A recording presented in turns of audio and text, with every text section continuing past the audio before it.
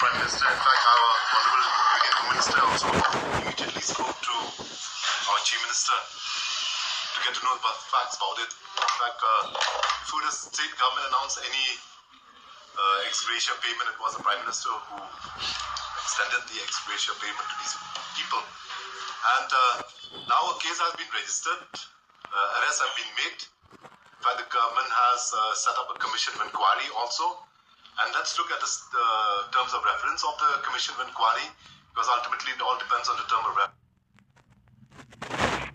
And, it's not only about getting to know about the incident, how it happened, but I think so as members of the public, we would like to know what is the people involved behind all this kind of, I should say it's an open illegality which is happening. We have never denied it. Government has ultimately come up and admitted that these things have happened, and I think so it's fair for us to wait for the investigation of the government to complete, the police to complete.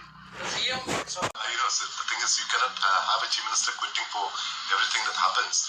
What is more important is what the action has been taken by the government. Yeah. That is more important than quitting. So government has taken action, and let's wait for the outcome of whatever the government is taking now.